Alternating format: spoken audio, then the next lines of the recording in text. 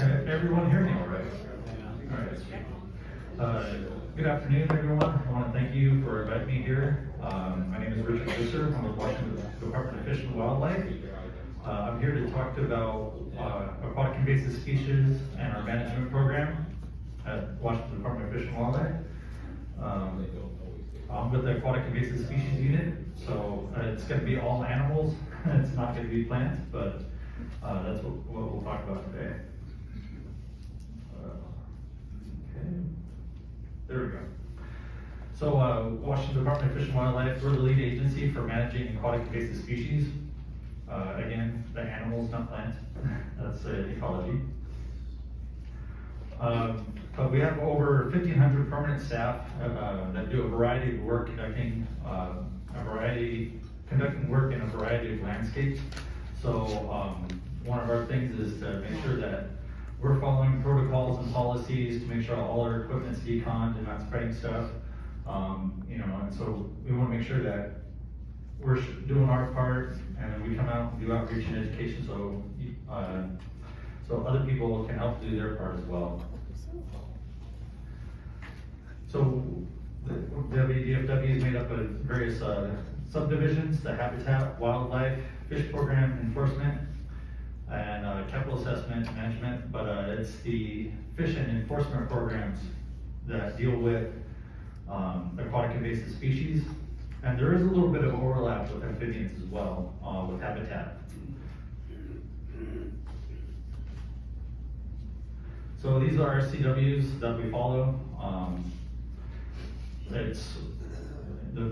One of the big ones is clean and drain, especially for boaters. It means to remove the following from an area on or within an aquatic conveyance to extent technically and measurably possible.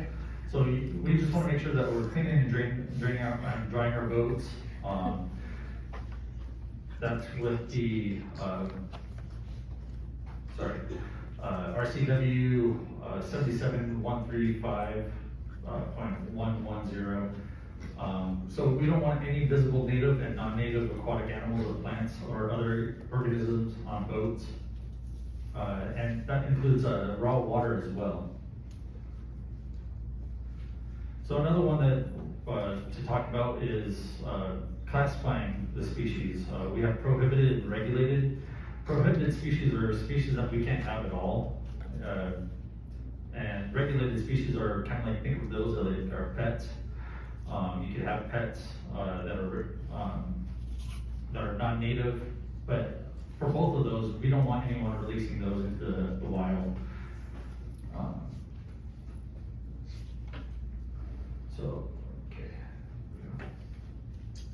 So these are the internal policies that we follow, and we have been working on the invasive species management protocols. We actually have a draft version 4 right now that we're pending, and hopefully we'll be getting out later this year.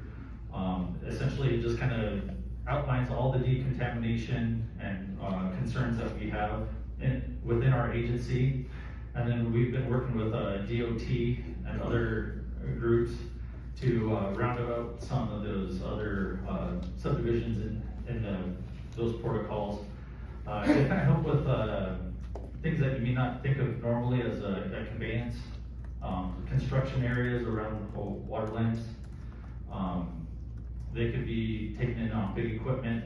New Zealand mud snails are very small, so making sure that DOT is doing their part to help out. And so we made those protocols to help with that, with their help. So the enforcement program, they're the ones that do the decon stations and the boat check stations. They're the lead program for that. They do a lot of other things as well, but there are 2 dedicated positions, Captain Eric Anderson and Sergeant Pam Taylor, which they're going to be retiring soon. But there's a variety of other tasks that they kind of do. It could be fresh seafood trade that comes in. There's the moss balls. I don't know if anyone heard about those, and zebra quagga mussels coming in on the moss balls. So enforcement responded to that and went around to a pet stores to see if there are anywhere else. So they don't do just the boat check stations. The check stations, we want to make sure that people are compliant with those. And when people are compliant, citations they have immunity from citations as long as people are coming in and stopping when they're supposed to.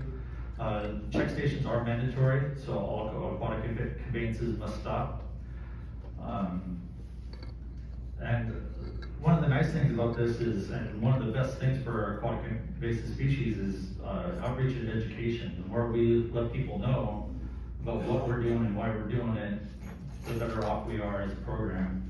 And so these check stations really help with that and giving a face-to-face contact with people.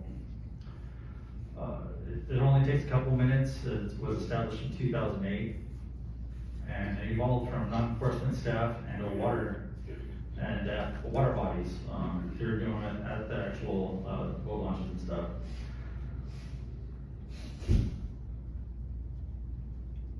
Oops, right, there we go.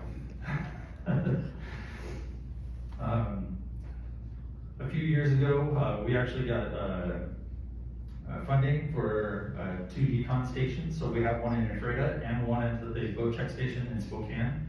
So as you're coming from Idaho, they're in Spokane, there's a cleaning station that they can actually decon the boats with. It uses 140-degree water. And so that's another great thing. It's a one-stop shop for the program. So, if they do find anything that may be a concern, whether it's a plant or animal, they hit it with that 140-degree water after inspection and the decon, and then they send them on their way. So it makes it really nice and convenient. Right now we have 3 mandatory check stations, one in Spokane, one down towards Tri-Cities on Highway 395, and one in Cleon. And there's funding, we're planning on expanding as much as possible to include the I-5 corridor. So a lot of this is really requires communication between our neighboring states, Idaho, Oregon. And so we can communicate with them via email. There's also a database that we use that sends out automatic notifications when a boat is checked and they're coming through various states. That actually sends us a notification from, could be Colorado, it could be Nevada. So any state that's on that database, we actually get notifications of boats passing in. So it's really great to have our partners and neighbors helping us out, trying to monitor for zebra quagga mussels. We do have an aquatic invasive species prevention permit. It's a permit that's required for registered boats outside of Washington in order to launch in our waters. So this is something that we're trying to let people know about. It's only been around for, I believe, 2 years. It's $24. It's a $150 fine. So, we're really trying to get the word out to let people know. And the funding for this just helps our program and funds the things that we do. So talking about the fish, going under the fish program and the AIS unit fish program, we have various subdivisions into that. We have ballast water, decontamination certification training, hatchery and aquatic access site surveys, outreach and education, which I touched on already, early detection zebra and quagga mussel monitoring, European green crab management, and northern pike management. I don't know how much you've heard about it, but European green crab over the last 2 years has exploded. So I'll be talking more about that, but that's one of the species that we're really concerned about right now. This is what our unit looks like. We have Alan Ployce as our coordinator. And then we have the AIS prevention team, which includes the decontamination, European green crab, zebra quagga mussel, and the ballast water teams. We were established in 1998 with 2 permanent staff, and over the years we've just grown, especially in the last 2. So I am not an expert on ballast water, but this is for vessels that are 300 gross tons or more, and ballast water reporting form submitted 24 hours prior to arriving. So the ship captains need to report when they're coming in, where they've dumped their ballast water and things along those lines. And then whether or not they did their approved treatment. And if there was no treatment, they have to discharge 50 nautical miles away from shore. And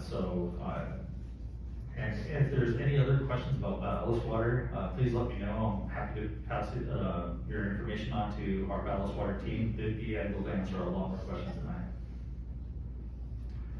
Our decontamination biologist, we just hired her last year, and she's doing a decontamination certification training program. So right now we're kind of building up our own internal policies and getting those things solidified better. That way we could actually go out to our staff and actually train them on how to properly decon their equipment. There's various methods. There's hot water, freezing, clean, drain, and dry is one of the easiest ways. But we're hoping to get all our staff trained up in the next year. She'll also be going out to hatcheries and aquatic access sites and surveying those for high priority IS. Another thing that she does is outreach and education. So she usually goes out to events like this. So this is how we spread our word, let everyone know what we're up to. Let them know what species are the big ones of concern. We have social media advertisements that have gone out. We have an Ais Hotline, 1-800 WDFW AIS. We have signage that we put up at boat ramps, so you can see the Protect Our Waters ones.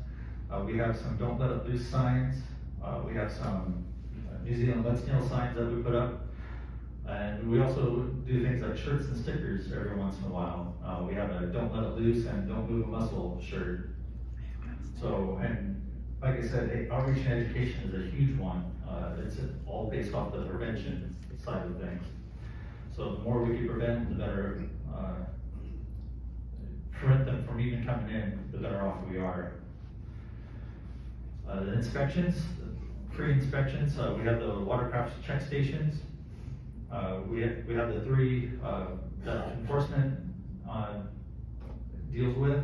And then we also have some at the regional office, so you can call in and get your boat inspected for Euphrasia, Mill Creek, Richfield, Montana, and Olympia. So zebra and quagga mussels, this is a big one for us.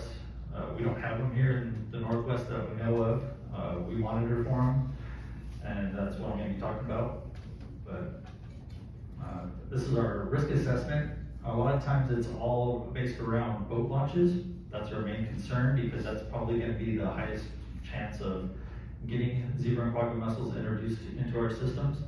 So we have numerous things that we look at to determine whether or not what the risk is, how high the risk would be, whether it's public, the number of boat ramps, the ease of access, whether it's paved, not paved, all that kind of plays a factor in how much a boat launch is used. So this is what we use to try and classify our sites. And in this map, you can see all of our sites that we've conducted in 2021. It's 227 water bodies and 400 sites. We have 3-year sites, so those are the water bodies with the most high-risk areas. We have 2-year sites. Those sites, the risk isn't as high, and then 1-year site. Again, the risk goes down. But we also have bonus sites. As long as we can get through everything that for the 3-year, 2-year, and 1-year sites, we go on to those bonus sites to try and get more water bodies and more sites into our system and get a baseline for those. And then we can plug it into a risk assessment and incorporate those. So zebra aquatic mussels, there's 6 sampling methods that we do. Artificial substrates, these are left in year-round. Our target is to get our settled juveniles and adults to settle out onto these plates. It's an artificial home. So we put these near boat ramps, and usually we're on docks. And the idea is the boat will back in, the zebra aquatic mussels would fall off, and hopefully settle out on these plates. So it's a consistent area that we can check each and every time to see if we may get a population. Plankton tow nets. So we do this when the water temperatures are above 9 degrees Celsius. The reason for that is because usually they don't reproduce below that temperature. And our target for this is juvenile villagers. They're free floating throughout the water column. And so we use this, looks kind of like a windsock. We drag that through the water and have a collection basin at the bottom. And then we send that off to our lab, Cameron Lang and Steve Wells, and they go through the water sample looking for the juveniles and villagers. We also do visual shoreline checks, and for this we're looking for juveniles and adults that have maybe on the shorelines. In the top picture you can see there's buoys, there's cement things, rocks, anything that they could attach to, we're trying to look at. And as we're doing this, we're also looking for other species too. There's also non-native crayfish, New Zealand mud snails.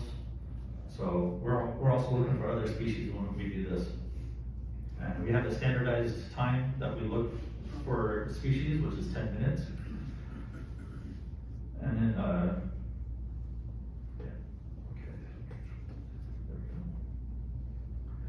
we also do a petite ponar grab sample. So you can kind of think of this as those toy claw machines that go down and pick up the toys. So you can see it's about a 21-pound contraption that we have open. You drop it down to the bottom, a spring pops, and then when you go to lift it up, it closes and scoops up the sediment on the bottom.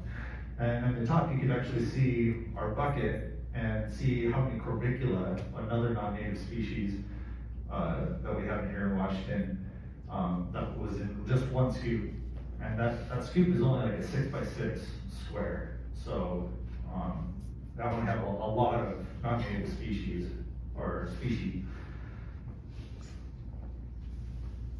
So we also look at eDNA, which is environmental DNA. This could be water, air, or soil, but we're looking at water with this. We have a Smith Root eDNA backpack filter system. So we'll go out and collect one sample at the site. This began in 2017 for zebra aquatic mussels, and in the consecutive years we included northern pike, New Zealand mud snails, and this kind of just really helps out. We're going to so many different water bodies, and being able to actually look for other species of concern as well is a great way to, this is a great tool for just seeing if DNA is present. It doesn't mean that there's a population there, but it gives us an idea of if there's a possibility of a specimen being found at a location. And all the analysis is done in-house in WDFW. We also look at water quality. We look at visibility, salinity, pH, temperature. We use the second disc for that. So what we'll do is we'll take that syringe. Calcium is a big one for us.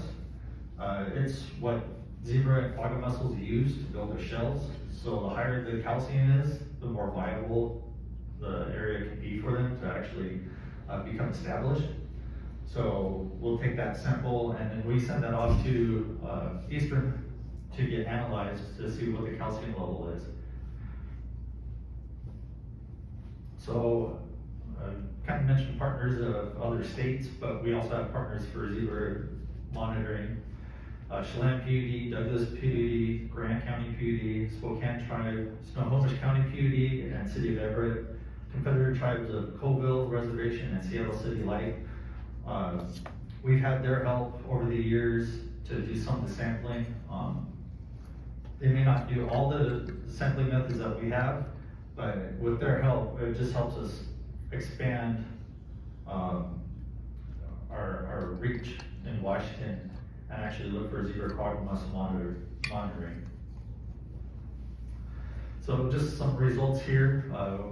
We did 181 eDNA samples last year, and we've actually bumped that up this year so far. We're anticipating a lot more samples.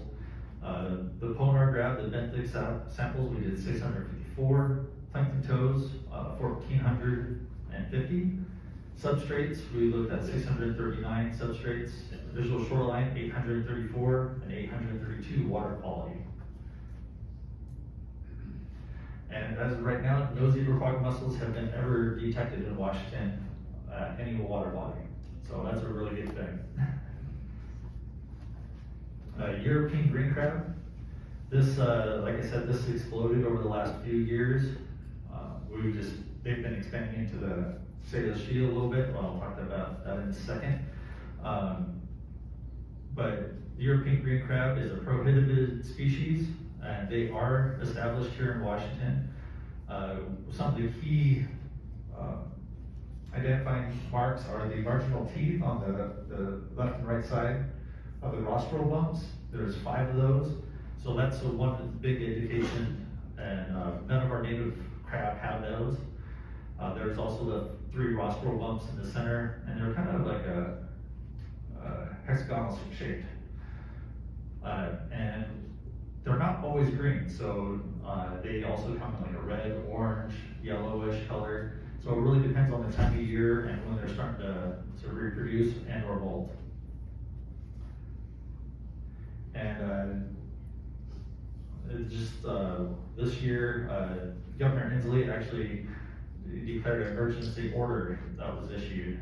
So that gave us a lot of funding to actually bolster our European green crab unit and actually get out there and sample and help out, especially up in the Lummi Nation area. They have a sea pond there that we pulled out, I think it was close to 8,000 European green crab. So numbers are really high there. But we're trying to see if they've actually expanded further out to the Salish Sea. Anyway, so where are they originally? Their native range was over in Europe, and you can see that in the blue. They arrived in the U.S. in the 1800s. In 1980 to the 90s, they became established over on the western U.S. And then in 2012, they started working their way into Salish Sea, Sook Inlet. And then in 2016 and 17, we found them further inland on the Salish Sea. And we've been getting more and more detections further and further inland, which is not a good sign. But that's why we're getting bolstered and trying to do what we can to catch them before anything, more populations get larger. Our managing strategies, number one, kind of touched on this with outreach and education is prevention. So, getting people aware, getting them able to identify these, report them soon. That way we can have a rapid response, get out there, check the area, see what the situation is. Then we can move on to eradication if it's possible. Eradication can be the most difficult because populations are established. It's easier said than done. So especially with the influx of larval coming in from other locations or regular locations that they're found. Suppression, we go in there and we trap and we're trying to suppress the populations that are in the area. And then containment.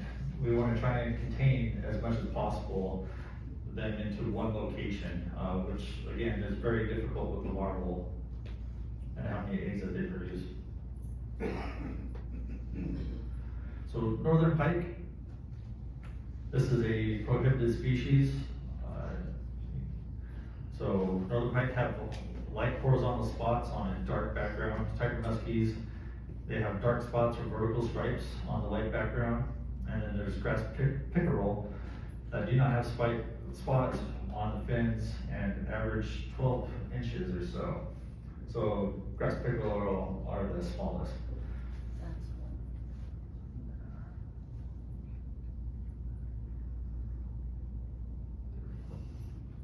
These are the known locations that we know about them. You can see that northern pike, we have them in 4 water bodies up in the northeast.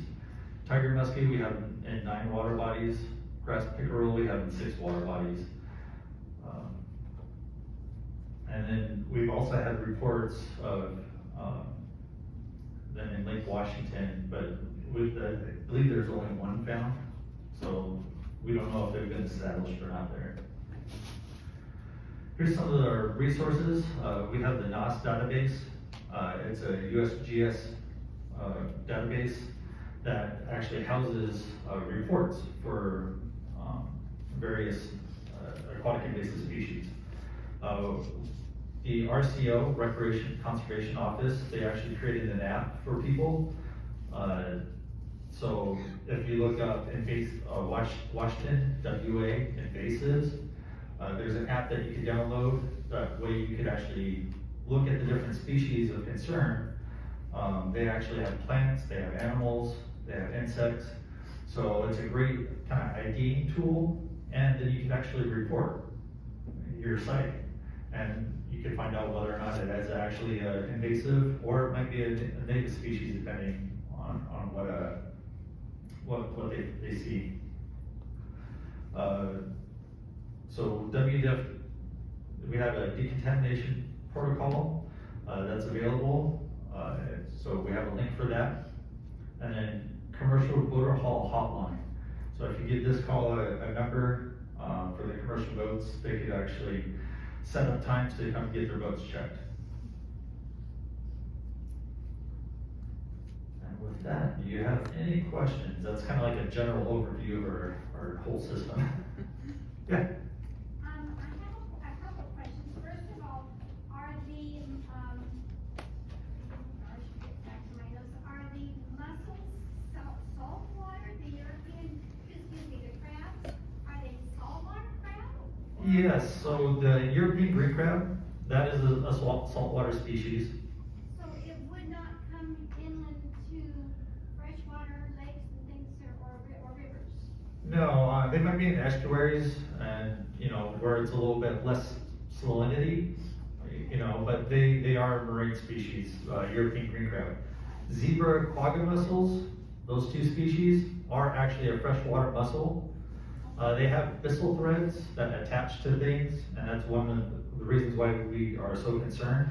Because boaters, it'll clog up their engines, it'll get up in their intake areas on their boats, and just clog them up. And pumps don't like to have restricted water. They like that free-flowing water. So, it could damage the hulls of the boats, it could damage engines, and if you imagine it getting into our dam systems with all the pipes, miles and miles of pipes, then it could be, the cost for that maintenance alone would be astronomical.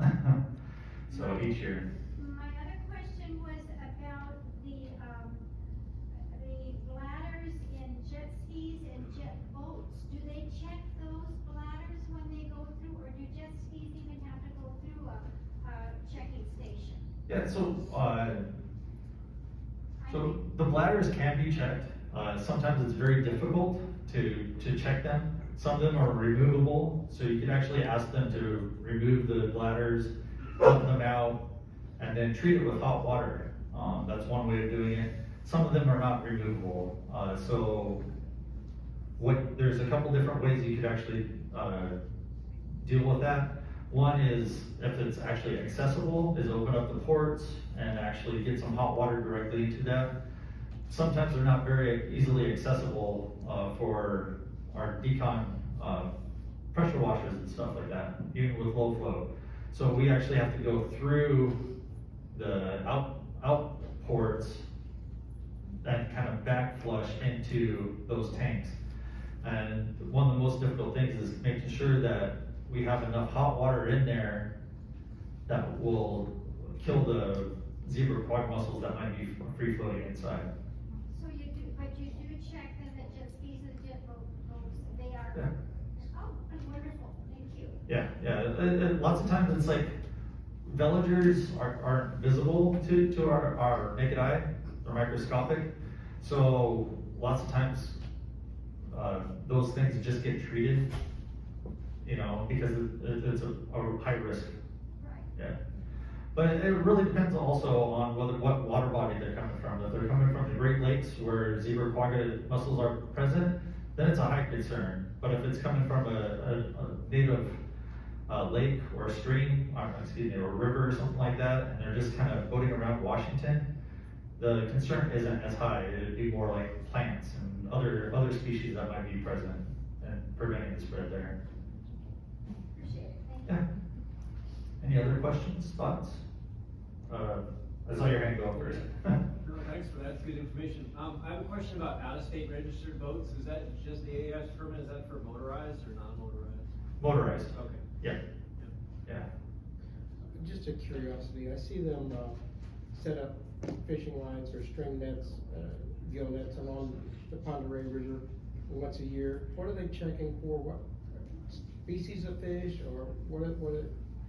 Well, I'm not sure whose nets you're referring to, but I do know that we do a pike study. Lots of times it's in the spring. So where they go to create their nests and start spawning, we set nets in those locations because that's usually where they gravitate to do that. And so they'll try and trap out and gill net as many pike as possible and get them out of the system to help manage and bring those populations down.